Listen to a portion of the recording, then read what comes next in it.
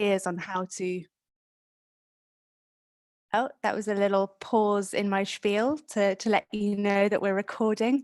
I hope you're all okay with that. Do just press continue. If you're uncomfortable, if you could just turn your camera off, then you can be a silent party in this workshop. So back to introducing Corinna, who has helped many community organisations, social enterprises and charities to find funding. And she's worked extensively across the fundraising support world for the likes of the Big Lottery Fund, the EU Rural Development Funding Programme, the Plunkett Foundation, who some of you might know, and she's delivered a series of popular funding workshops for Semble, the parent company of Action Funder, and also for the likes of the Eden Communities Organisation, the Voluntary Sector Training, and Big Lunch Extras. I'm not going to keep listing them because there's such a list of brilliant organisations that Corinna has supported. But perhaps most important of all, she has personal experience in funding community projects and setting up small enterprises.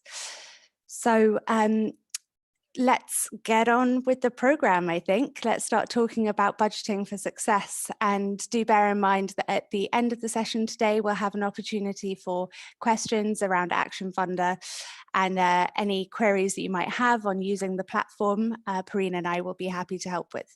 But first up, over to Corinna. Thank you, Luna. Before I introduce myself and kick off, we would like to kind of take a little bit the temperature as the sun's coming out and it's getting warmer. And for that, we have prepared a little poll for you. So if the lovely Perrine would launch the poll for us, it'd be lovely if you were to tell us if you know how much money you will need for your project. So you have the choice between no idea, I have a bit of an idea, or I know exactly how much I need.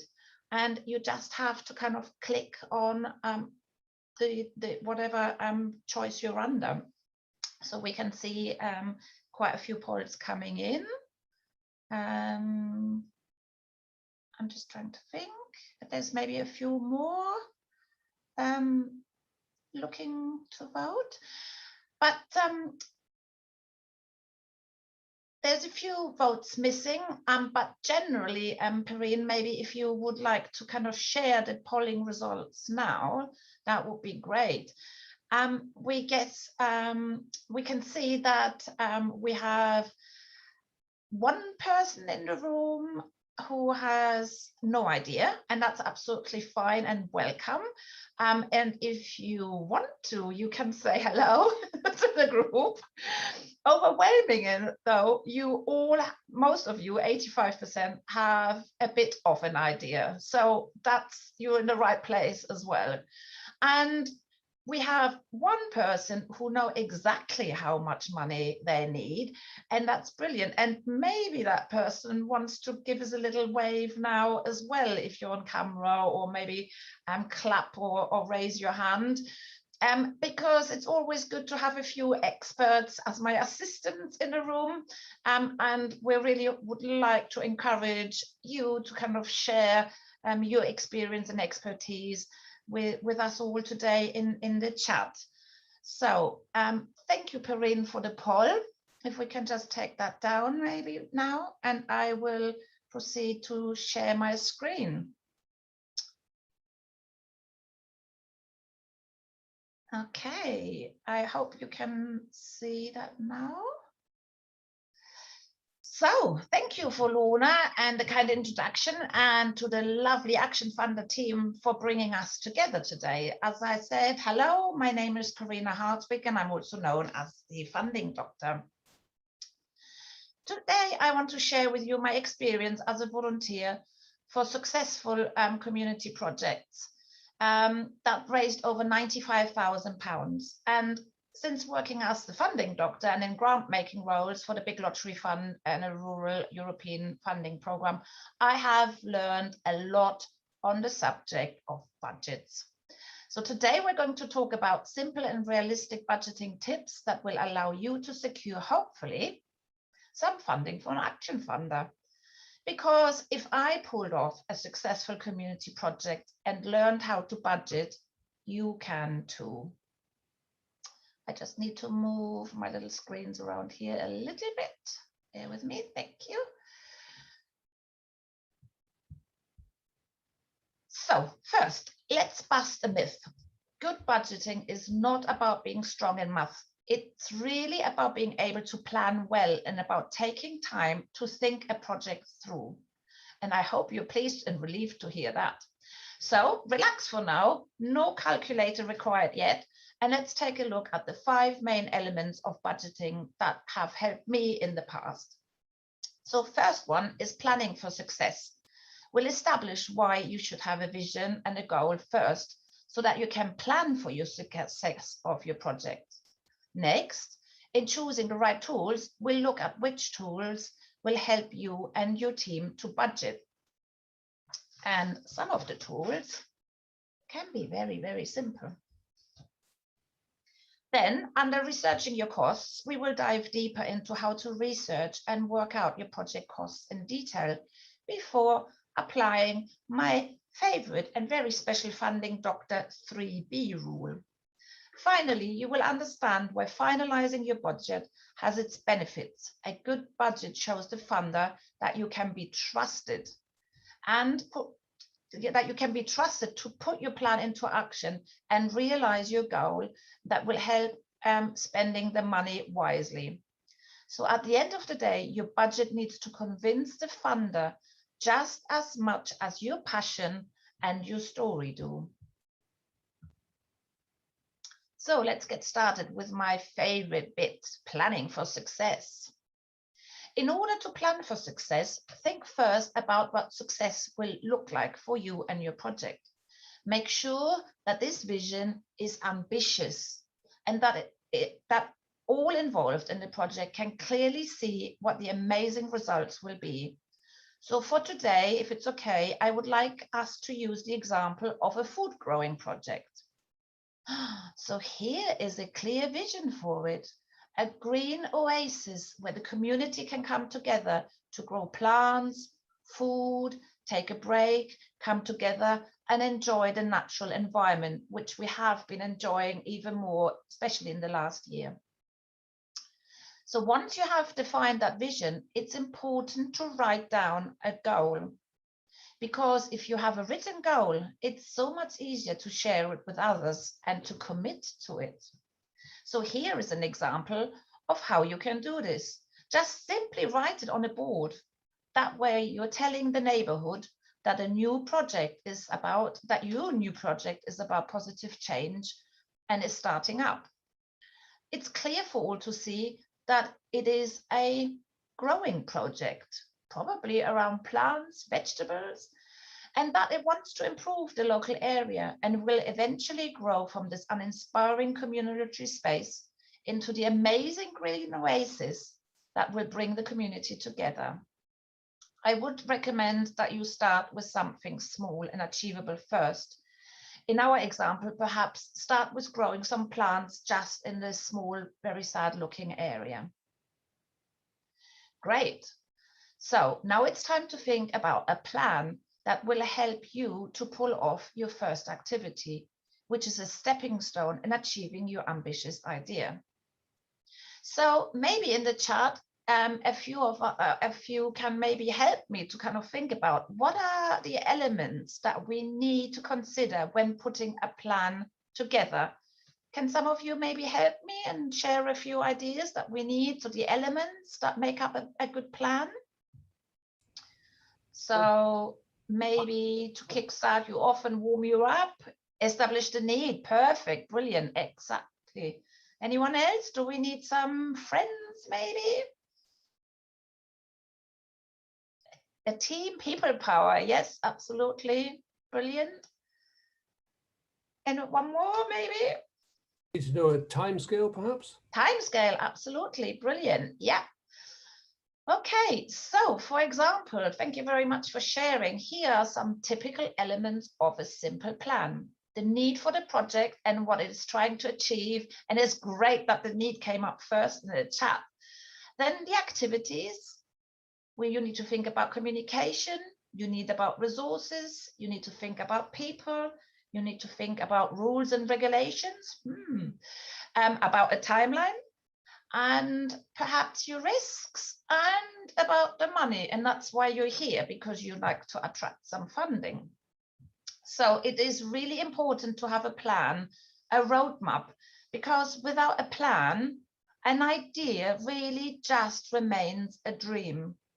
So make sure that your plan is detailed and you can put it into action. For that, for example, for a bit of brainstorming online, you can use the Zoom whiteboard, which some of you might have used. Google Jamboard is brilliant, or also the Miro online whiteboard. And Perrine will maybe share a few links to those in the chat, but you don't have to write it down straight away either. We will share some resources with you after the workshop as well. But make sure your plan is detailed and realistic and can be put into action. So after you've mapped out your different elements of your plan, it's time to decide which tools you will use to budget for your plan. And believe it or not, the easiest to start with is pen and paper, and maybe a rubber too. So there are many different ways in which you can capture or write lists. A mind map, a doodle, but also some of you have interacted in the chat and started to type items in the chat function.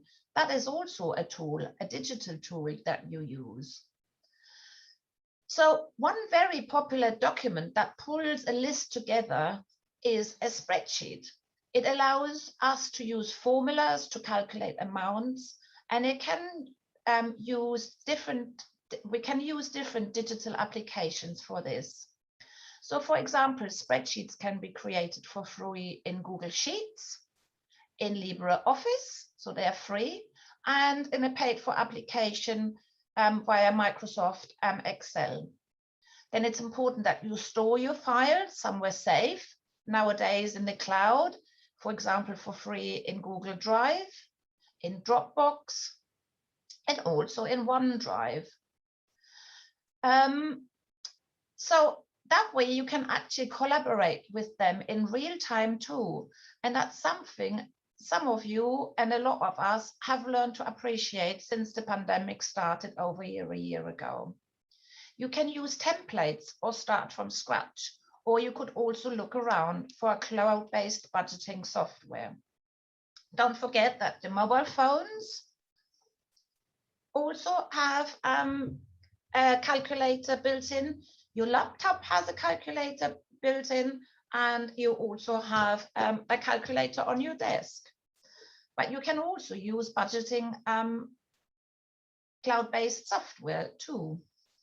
So it's important that you choose simple tools that are suitable for remote collaborating and for working in virtual teams. This is unfortunately likely to stay the new normal for the foreseeable future. So digital collaboration tools are more fun and enjoyable when they are visual, interactive, and easily shareable, so that you always feel connected, just like we do now through Zoom. So what does our spreadsheet need to look like to actually be a budget? And I have adapted this budget that you can see now from an existing template, and we will make this available for you after the webinar. So your budget will always need to show money coming in and money coming out. And that's sometimes called income, money in, and expenditure, money coming out, or expenses. So could you maybe in the chat share a few typical kind of costs, so expenses, money that you have to spend on things, share it in the chat or shout out, however you feel comfortable with. So as I had my mobile phone, I'll kick off. So maybe you need some money to for making phone calls or accessing the internet, advertising, resources, staff salaries, wages, brilliant, yeah. Materials, yeah, like resources, brilliant. Some of you might have to hire venues or you might have to hire virtual venues such as Zoom.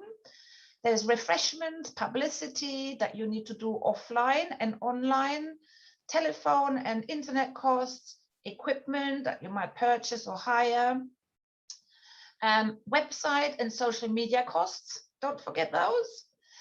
Insurance, any of you? Yeah, we had insurance in the chat, brilliant. Safeguarding training when you work with volunteers, possibly a safe first aid kit, and maybe some sessional worker fees that someone described as wages. So these are kind of the typical costs. Refreshments. Sorry, say that again? Refreshments come under it. Yes, refreshments, absolutely. Yes, we all need a cup of tea or a little sip of something. So there are also kind of different types of costs. Nobody kind of has put in some really kind of expensive power tools or a really nice shed that we can kind of put our power tools in, but they would be considered as capital costs. So capital costs are one of purchases of greater value. In comparison, running or revenue costs are recurring costs arising from running your group or your organization. So for example, insurance, back office costs like Zoom licenses could be these. And then you also have some direct costs like the refreshments that would be directly linked to your activity. But don't get too sucked into the nitty-gritty for now. Just make sure you get a volunteer on board who's really skilled in bookkeeping and accountancy, I would recommend. So next in our budget, we also need to look at the money coming in. So typical income can be, of course, from grants, and that's why you're here, but from donation, can be in cash, in kind, sponsorships, raffles, fundraising activities that you can do online or in person if social distancing allows us that, membership subscriptions maybe, and if you're cash rich and have a bit of money sitting in a bank, there might also be an income coming from bank interests. That's when you're really big. So another thing that's really important in your budget is don't forget to show a contingency, about 10%, because this also shows you to the funder that you are actually planning ahead for unseen costs and eventualities, which just shows the funder you're really thinking long and hard about your project. And of course, your actual income should always be higher than your actual expenditure for your project to be feasible. If it's not quite there yet, then that's okay. You just have to revisit your costs or maybe find a bit more income. So this particular screenshot also shows us that we've been interacting on this budget in a virtual way, interactively, because we've been using Google Sheets. So that's something I would recommend as well, and you can do it live in virtual teams to work on your spreadsheet.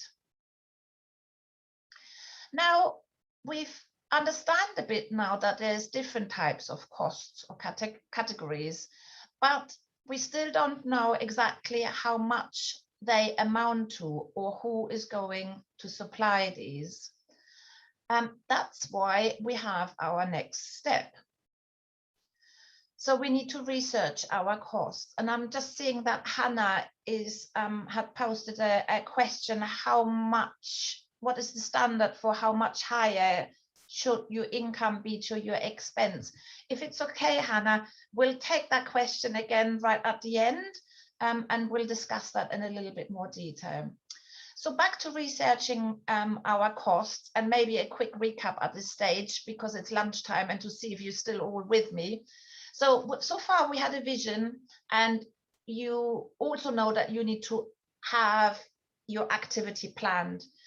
Now you have decided on your budgeting tools, and in our case, we decided on a Google Sheet spreadsheet.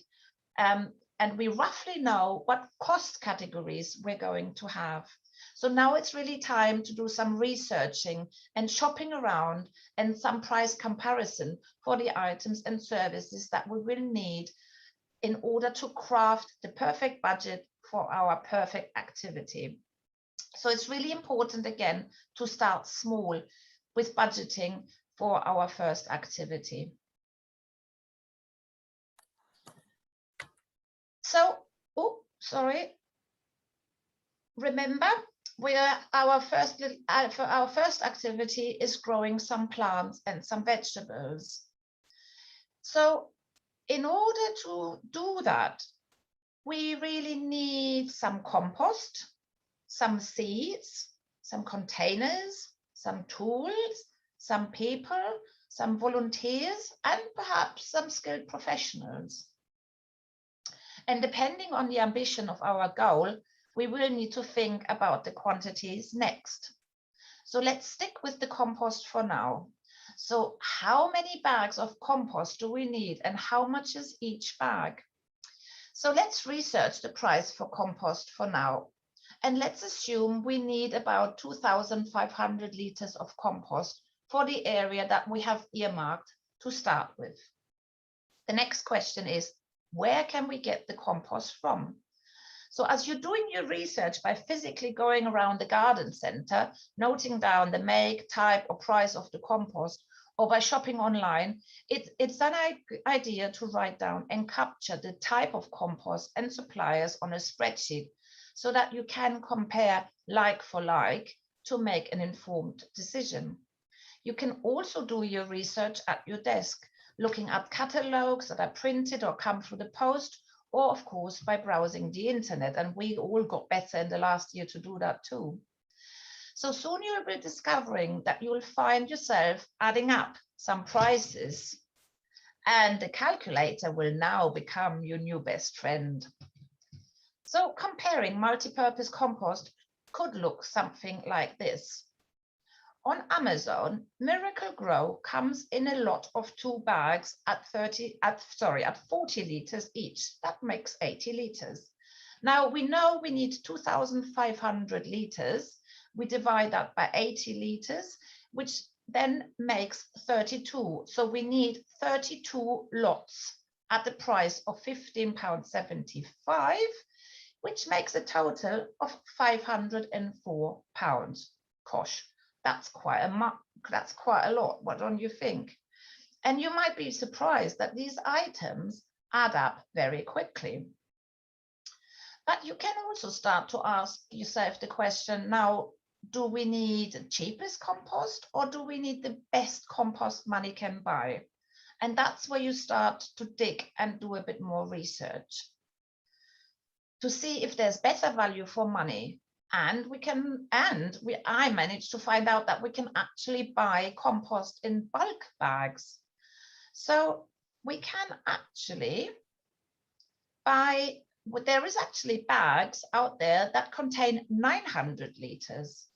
So again, we know that we need a total of 2,500 liters divided by 900 means that we need 3 of those big bags. And if we time that by the price per bag, that's £264. Now, the difference between the Miracle Grow Rolls Royce of the all-purpose compost compared to our bulk bag buying, we can save ourselves £240. That's amazing. So the planning stage is so important before you're researching your costs, because there's a real danger that you get lost in the small details early on in the process and wasting time and energy at researching costs that are not relevant to your project aims. So researching your costs has another massive advantage. On your sheet, you can safely work out your most ambitious budget without spending real money and risking to run out of it before you actually have put a spade in the ground. So let's now pull our compost costs into our Google spreadsheet. Here I have already filled in the cost for the compost, and that's circled in blue for you. And in the case here, I've just shown that the real price, so the actual price, has been exactly the same as the planned price. So phew, that's quite good. We're on budget. Budgeting also helps you to think about saving some cash by applying my favorite fastest funding tool, the 3B rule, which stands for beg, borrow, and barter. When applying the 3B rule, you basically get your red pen out and go over your detailed budget with it. You will use the red pen to cross out all the luxuries and all the nice to have items. And think, can I borrow, can I beg, or can I barter instead of raising hard cash for the items, tools, or skills? The red pen and the 3B rule, beg, borrow, barter, are really your fastest and most important funding tools, along with your calculator, in my opinion. And a little tip from me, compost, by the way, is a byproduct by British Sugar when they're producing sugar. Perhaps they would be happy to donate some for free to a community project. It's worth asking. Your budget will also need to show the income at this point. And in our example, we are going to apply for about £450 from Action Funder. Now, I'd like a little bit of your point of view. Do you think this is a realistic budget to ask for £450 for our project? Any ideas out there? Who says it is a realistic ask to Action Funder? A bit tight, actually. Sorry? I think it's a bit frugal. Okay. So rather on the careful side of things? Yes, yes, it is on the Okay. careful side, yes. Okay. Any other opinions? You're not guaranteed to get the community fundraising. No, you're not. That's right. But we're a bit limited in time, but that conversation is an interesting one, because for some, £450 might seem a big ask, and for others, more a cautious ask. But by kind of setting yourself a little bit of an income budget, or how much you want to kind of how big the grant needs to be, you are also starting to set yourself a budget for your funding, a funding budget, and that's really, really important as well. So once you work your way through your spreadsheet and thought carefully about your costs, apply the 3B rule, you will come automatically to the final stage of budgeting. You often finalize your budget for a particular activity, project, months or year, or for a particular deadline, such as a funding application deadline. You're lucky with funding, with Action Funder, there aren't any deadlines. But don't forget, it's always progress and work in progress until you're satisfied that everything has been captured and all the costs have been researched and are balancing out. Check again and again that your numbers stack up and make sense. This last but very important step in finalizing your budget is really important, so don't skip it. You will know when your budget is right. It's right when it tells your story in numbers beautifully, and funders like numbers and stories.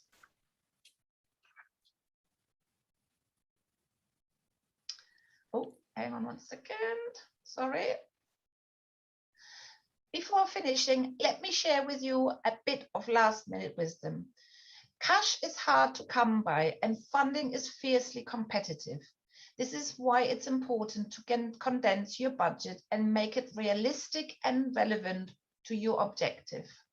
You will need to have a succinct budget to apply for funding on Action Funder or to other funders. Finally, 3 more good reasons, just in case you need some more convincing from me. A budget tells your story in money terms and show funders that you mean business and that you have thought your project through. This builds trust through numbers. A budget helps you to stay accountable to the funder and to the supporters and your community. It's specific, transparent, and clear. Finally, a budget will keep your project on track, rein your spending in, and also demonstrate what amazing things you can realize on a shoestring when everybody pulls together. So hopefully you know a little bit more about budgeting, and we have a little bit of time now to take some questions. Okay, so we're nearly out of time, but I think it would be valuable, Corinna, if you wanted to respond to the questions that have been given in the chat, then we could put that into the email that we'll send round after the event. We've promised that today's event will be 35 minutes, so I don't want to keep people from their lunch, and we have just 1 minute to go. So what I'm going to do is say a big thanks to Corinna for sharing your knowledge with us today. I always feel in very safe hands taking guidance from the funding doctor. And we'll send a recording of the session round by email following the event. And we'll also include details of how to get in touch with Corinna if you'd like to reach out to her, and do follow her on social at Funding Doctor to keep in the loop with future workshops that she'll be running. Because we're out of time, what I propose to do is stay on for another 5 minutes if you have questions about Action Funder that you want to speak to Perrine or myself about. So we'll stay for another 5 minutes. But for those of you that need to go, thanks so much for joining us today. Look out for more workshops coming soon from Action Funder. So the next one is on the 8th of June, also with Corinna, all about how to measure your impact. So we'll send a link with details to signing up to that session in the follow-up email, along with the recording, along with details of how to get in touch with Corinna. So there we go, managed it in 35 minutes. And for anyone who would like to stay and ask any questions, please do. Perrine and I are here to respond. Yeah, thanks so much for joining. And a huge thank you to Corinna.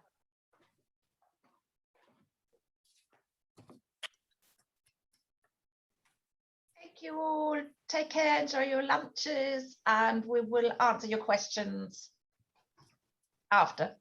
Thank you so much. Thank you, everyone. It's a quick 35 minutes, isn't it? It really goes past. Do unmute yourself if you'd like to ask any questions. I put mine in the chat. Do you want it again now, or will I just wait? Let's just slide up. What percentage About of funding overheads. applications should be overheads, Yeah. like running the organization? Is that yours, John? Mm-hmm. I think that's one for you, Corinna.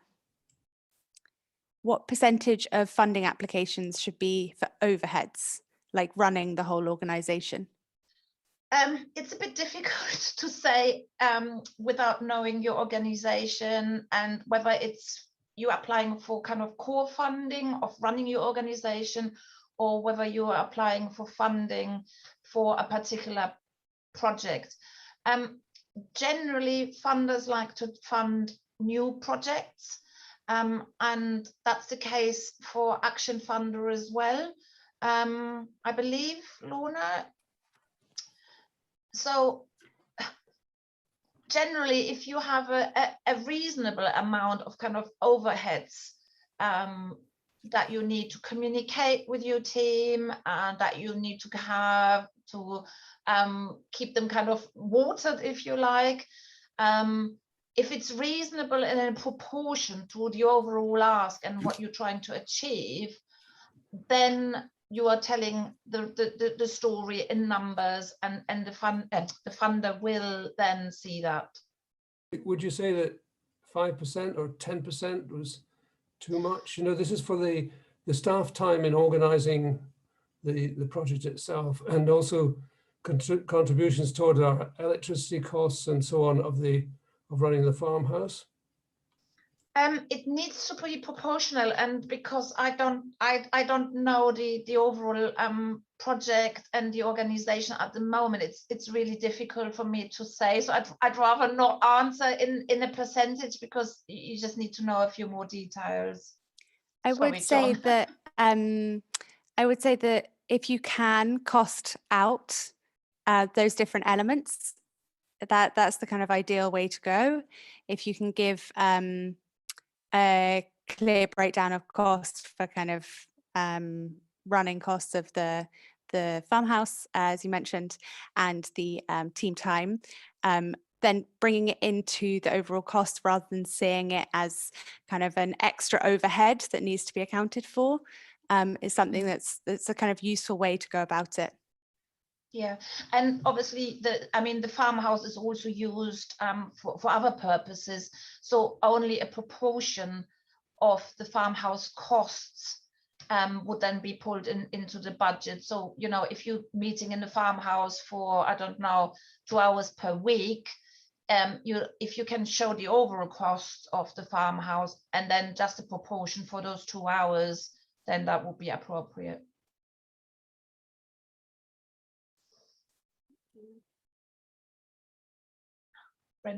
Brenda's gone.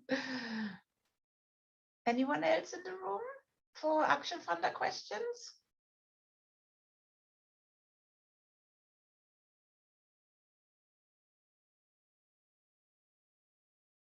You're on mute, Lorna. Thanks, Farine. Always, it's not getting old, is it? Being stuck on mute. If there are any other questions, if anyone with their camera off has any questions, now is your moment. And John, if you have any other questions, do go ahead. Otherwise, we will say goodbye. And thank you so much for joining us.